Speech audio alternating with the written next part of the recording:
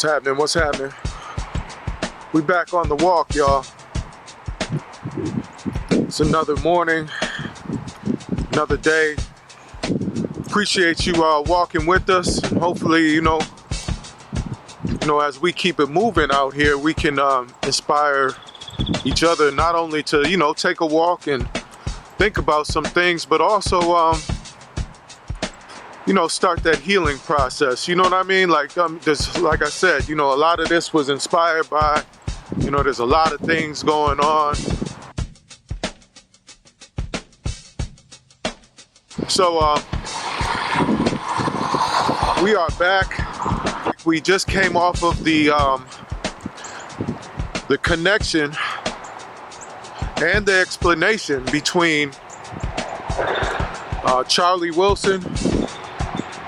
Wilson's song with the Gap Band, that classic song in 1980, Yearning for My Love.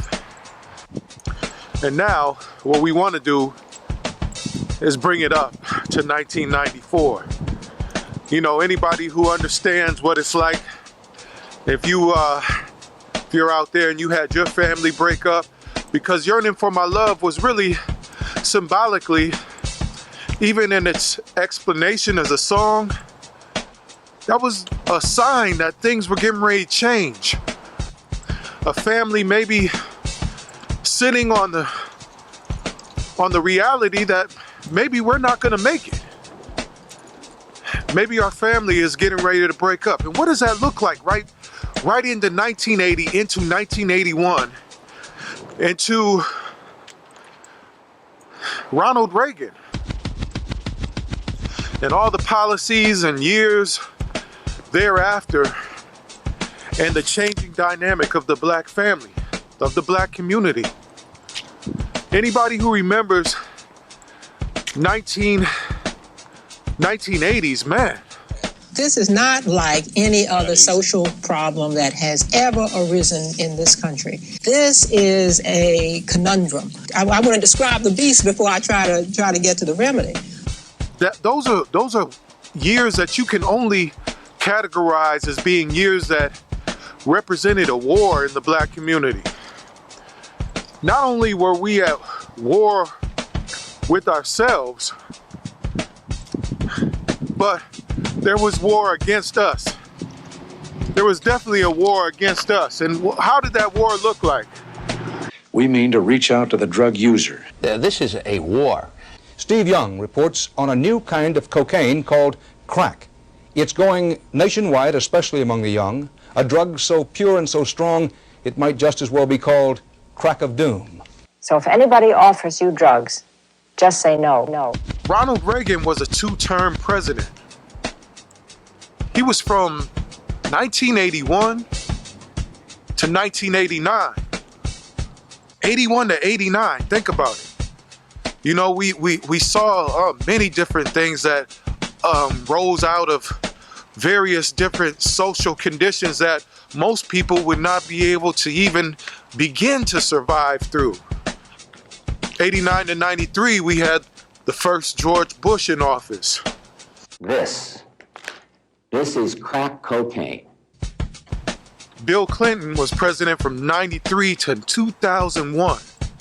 Another two-term president.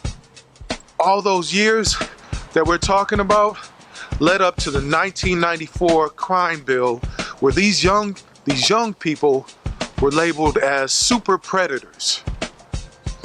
We've had drugs in our communities for years, predating crack. You know, this is nothing new.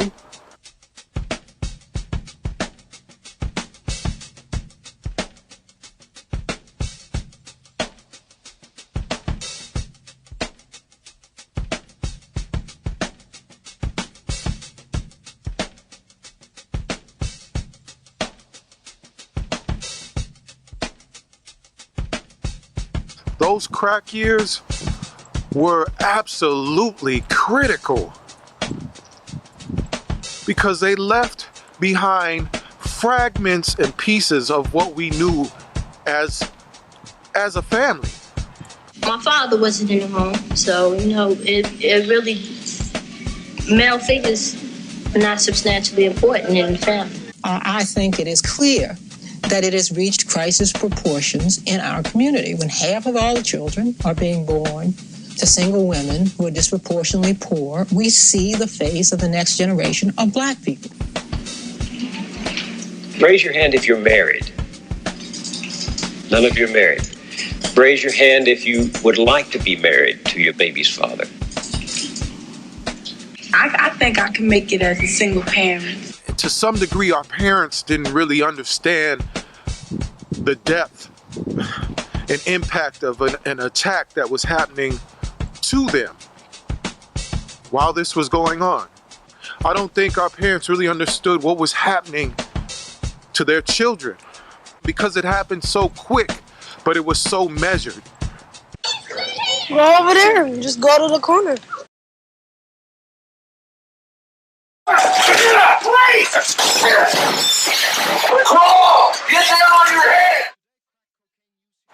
You know, when you think about Nas's Life is a Bitch song, we started with Yearning for My Love. And then sonically, with the same beat, we turned into Life's a Bitch and Then You Die. That's why we get high, because you never know when we're gonna go. Listen to that. Listen to the pain and the reality of a young person saying that.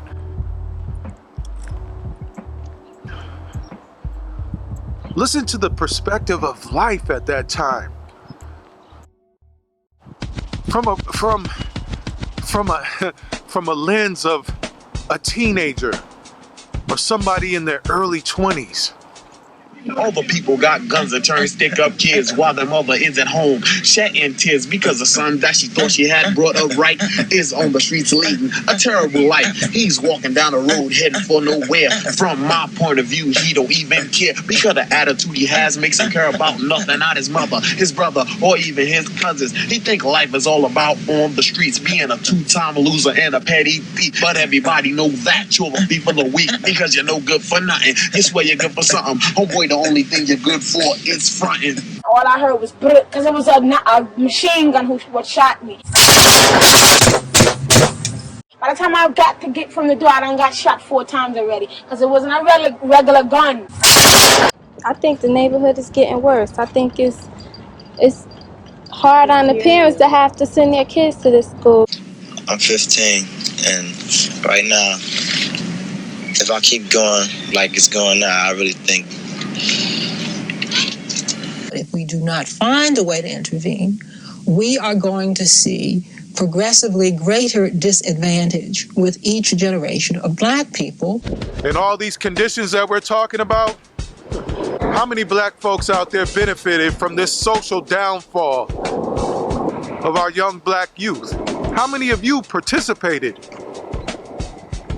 and financially benefited from this tragedy? Not only is the impact on me, but the impact's on everyone else in our community. And the result is that we don't have any place to put these guys, and I'm a firm believer that some of them are unsalvageable. I really thought he was going to make the right choice, but obviously he didn't. Well, I hate to say we have to give up, but I agree that we are sometimes confronted with individuals whose behavior compels of us as a pragmatic and moral matter that they be dealt with accordingly.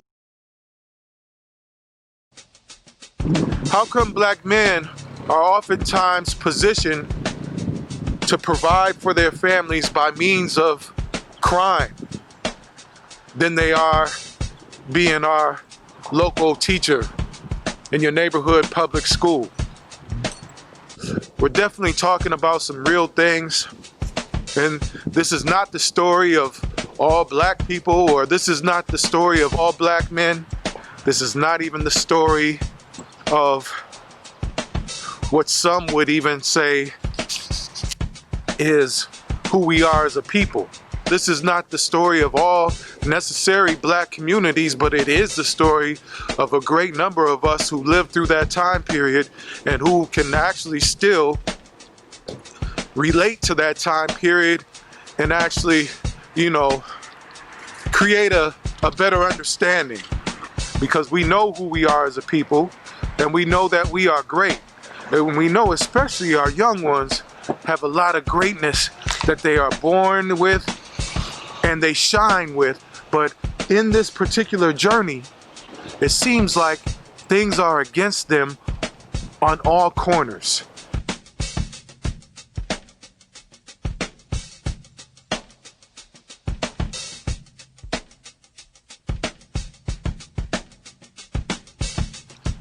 Exploding prison populations, loss of black men in our communities, families that are broken up, economic pressures all over, everywhere that has anything to do with our children and our families, failing public education, loss of jobs and opportunities or even programs to support our youth, all by themselves. They've seen their fathers, they've seen their uncles, they've seen their brothers, they've seen their cousins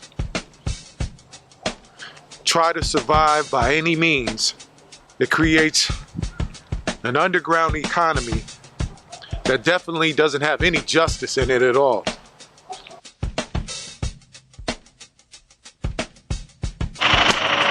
I encourage you in the viewing audience to tap in with these young people out here, because 2020 is not 1994, and Nas is not these young artists of today, but they're very much speaking about the same issues that are still rampant in our communities, still impacting our youth, and still having a disastrous impact on our families of whatever we call families at this time.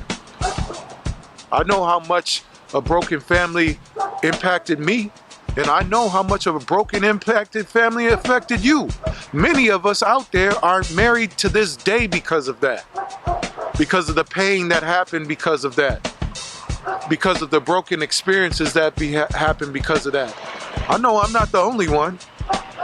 And I know a lot of people aren't even thinking about getting married because they don't want to reproduce that same pain that you had when you was young.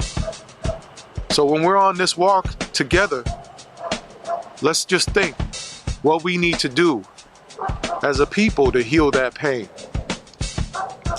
And let's listen to our young people out there, because they're screaming out in pain. So let's just breathe, y'all. Let's just breathe. I hope this meant something for you, because it definitely meant something for me. I don't have all the answers, but I do have some thoughts that I want to share. And hopefully, as I share those thoughts with you, you can get out and take your own walk and have some of your own reflections. So again, that is my tie from Yearning for Your Love to Nas's Life is a Bitch and Then You Die.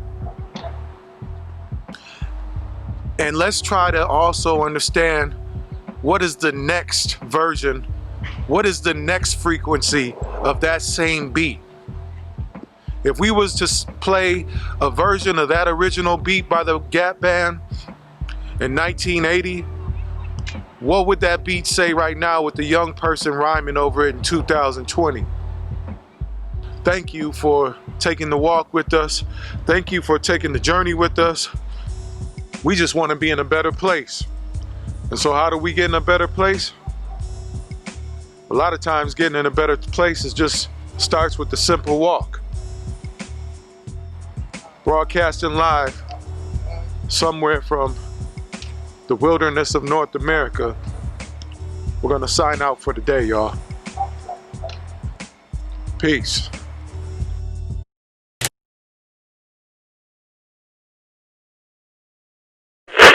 So who has the maximum access to our children's minds? Mass media has more access and makes a greater impression than home, church, and school combined.